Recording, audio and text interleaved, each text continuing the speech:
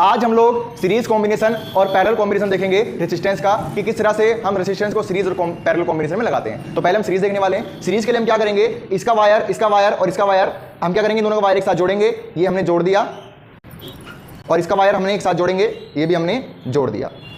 ये series combination बन रहा है। और ये जो वायर बचे हैं इसका और इसको हम मेन लाइन में जोड़ेंगे, दोनों के वायर को हम मेन लाइन में जोड़ेंगे। तो मेन लाइन में हम जोड़ने के लिए इनको जोड़ देते हैं।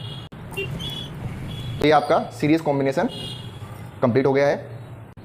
तो जैसे ही मैं इसको सोर्स देता हूं, आप देखिए ये किस तरह से धीरे धीरे जल रहा है। अब ये धीरे धीरे जल क्यों रहा है वो आपको समझना पड़ेगा। ये इसलिए जल रहा है क्योंकि इस समय जो आपका पोटेंशियल है वो तीनों पे अलग अलग हो चुका है। मतलब पोटेंशियल सीरीज के केस में आपका डिवाइड हो जाता है और रेजिस्टेंस जो होता है आपका मैक्सिमम हो जाता है। इस वजह से जो ये बल्ब हैं वो धीरे जल रहे हैं। आइए अब हम समझते हैं पैरेलल कॉम्बिनेशन को।